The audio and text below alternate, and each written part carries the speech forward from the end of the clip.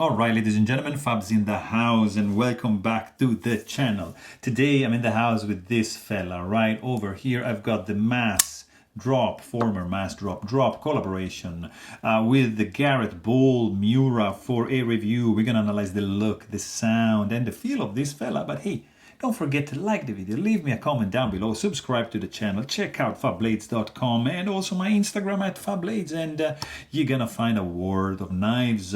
Let's go ahead and start checking out the size of the blade, because you've got a 3-inch long cutting edge and a little bit inch long handle for an overall package of 7.25 inches when open. So very, very interesting size. Check out here you got Benchmade mini bag out, and you've got the Benchmade bag out over here to make company to this nice liner lock. Bag out is a tad longer than that. Mini bag out definitely smaller, like the Spyderco Para 3, which is pretty much the same size as this Miura.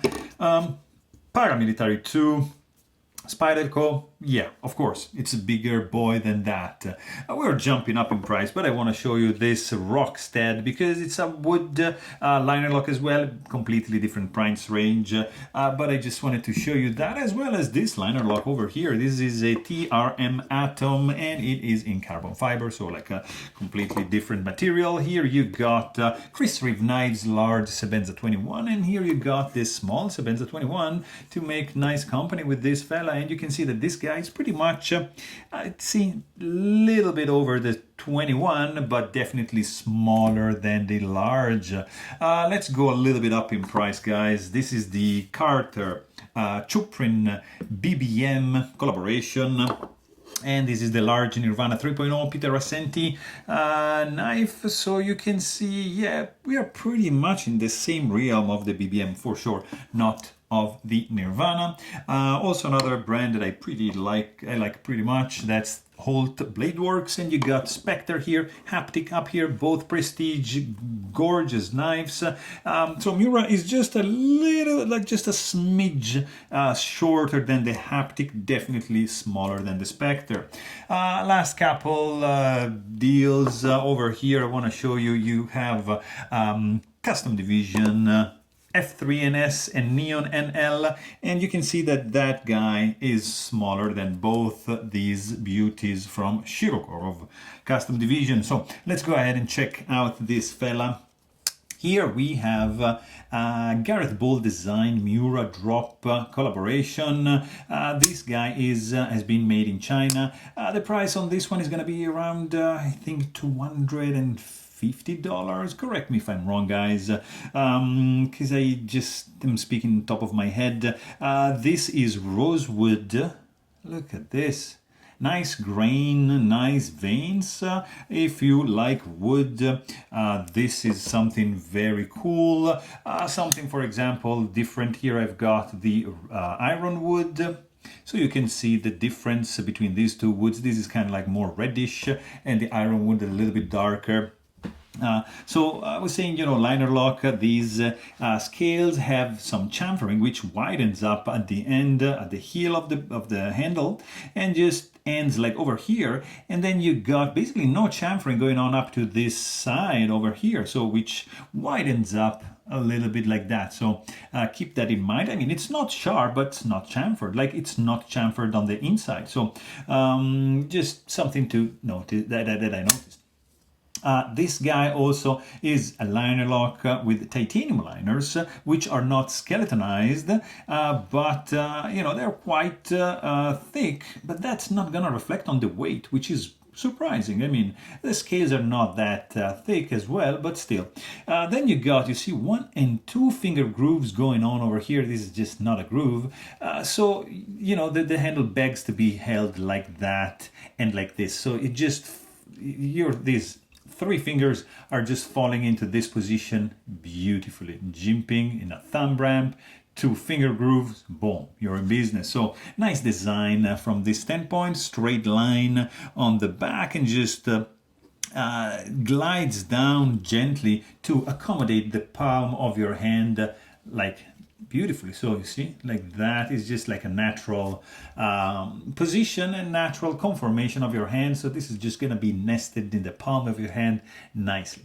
Of course, you've got a rosewood backspacer like halfway through, nicely rounded off at this part, and which reaches the tip of the blade, which you can see right over here, absolutely centered and safely recessed, so you're not going to be able to touch it by any means.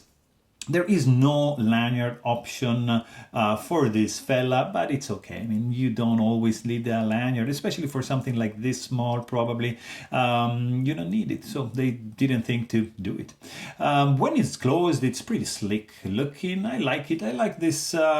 this you see this indentation, this dimple going on over here. It's pretty cool. You've got T8 and T6 Torx bit screws to hold this scale together, and it's pretty straightforward to take this guy apart. You can also check my maintenance video about this fella to know and see how to take care of this guy. They're not flush, not protruding, matching with the liners and the pocket clip and the pivot, of course. So very, very cool hardware, not non-spinning pivot. It's captive, it's keyed in underneath this side.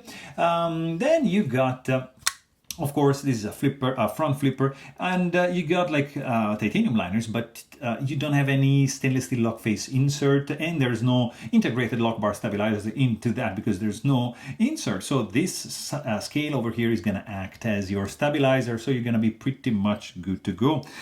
You got a ceramic detailed ball ramp. I don't know if you can see it right over there.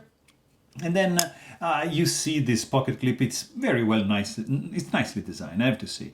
It's keyed in and screwed in from the other side. You can maybe see the screw from this point, and then you have like another screw to remove the lock side scale. It's titanium, nicely milled and chamfered with a cool clip ramp over here, deep carry, titanium, tip-up carry only, not reversible, pocket clip.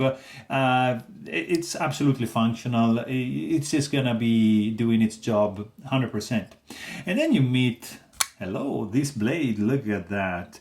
I mean, the jimping is very well made, it has a nice bite to it, absolutely functional. Your thumb, it's not gonna go anywhere. You just, press a little bit, boom, you are in business. It's locked in. Very, very nice.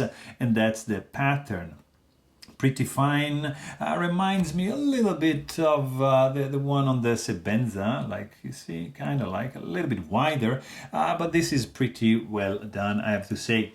You have nice and long swedge reaching up to the tip of the blade, and then you've got I would say like 40, almost 50% belly and straight edge up to the tiny sharpening choil, which definitely it's not a finger choil.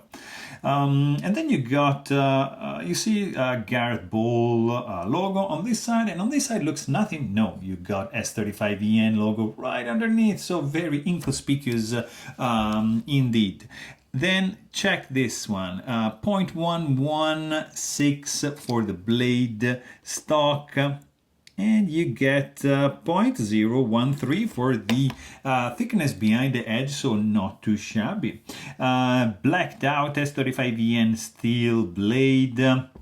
I don't know if this acid washed or coated, I don't remember, but it's looking good. I think it's a pretty good match with the rosewood and the gold. Overall, it looks pretty good. And then I think this is like a nice hollow grind, gently hollow. It's not like aggressively, but it's pretty good. It's thin behind the edge. This is going to be a nice slicer. Not you see, you have a little bit of flats, a nice plunge grind going on over here. This is flush, so it's good. And also you got this sound over here. Ding! Very high pitched. Ding! And when you close it, tock tock. Ding! And tock. So high pitched and kind of like low pitch, not resounding. This is not loud, but it's like higher than, of course, that, which is pretty inconspicuous and discreet. You can also use like 2 hands to deploy this guy from here, but why? If you have a front flipper, you can use your index finger or you can use your thumb basically to take this guy, to take the blade open. Also, what is very, very cool about this fella is the weight. Guys, this is a lightweight knife, weighing in at 2.57 ounces, so it's gonna kind of disappear in your pocket. Very, very good. In the hand, it feels good because you have these 2 finger grooves. It just feels good, at least in my hand. And the jimping over here, nice grip to it, nice bite, and you're gonna feel it nicely. There's only a little bit of hot spot in my case in this area here, because you see it's like not absolutely rounded off, so if I just squeeze the handle, it's kind of like gonna dig into the palm of my hand. Nothing too crazy, but still I feel it. Also, you got you can do like a reverse grip for sure. Like you see, this grooves are gonna act nicely, and you have a little bit of at the end of the handle to grip onto you with your thumb, so it's gonna be good, but not that much, because I mean, at least for my hands, this is gonna be borderline small, but still doable. It feels actually very solid, nice backspacer, pretty rigid structure going on over here, so nothing is flexing by any means, and texture is a little bit on the smooth side, so there's not too much grippiness onto it, but the fact that there are like finger grooves and the jimping over here, it feels like it's not gonna go anywhere, kind of like locked into your hand like this and this with these fingers. It's pretty good. Also, what is very good, I think, it's the fit and finish, especially here at the back spacer. It's absolutely flush. It's very good. It's a pleasure like to touch it like that and appreciate the fit and finish with no gaps and no misalignment going on, especially like in this position. Very well rounded off, guys. I like it. No rattling when closed. And when shaken, you got basically a rock solid blade, doesn't flex, doesn't play. You have no lock stick, surprisingly, with these titanium liners up against the steel, so nothing going on. The clip ramp stiffness is, it's all right. Look at that, slides in and out of the pocket nicely with the right amount of retention for your pocket. So it's good, well designed. I mean, very simple, straight lines, like bent like that. I mean, it's all right. It's working. And of course, you got the bearings that are acting very good, guys. I like to do it like that because it's just like so, it adds so much speed then by doing like that. I don't know why, but the bearings underneath are doing a fantastic job for the fast deployment of the action. I mean, look at this. It's like crazy. You disengage the lock bar and the blade just wants to fall down. You put it in the vertical position, nothing. Gentle wiggle, like very gentle, and this guy is gonna close. So very nice and controlled glide shut action for this little fella over here. Detent, also nicely done. It's I would say on the medium light side, so it's not gonna open if you shake it, but it's on the medium light end of the spectrum, and on the closing action is it's pretty good indeed. So I mean, overall, this is a fun knife, adequately small, very, very lightweight. I like the combo colors of the rosewood and the blacked out blade. Pretty cool action, I have to say. Nice ergos going on. There is enough space on the lock bar to get it unlocked and released. So overall, I like it. So there you have it. Hope you guys enjoy this video. Thanks for watching and stay tuned.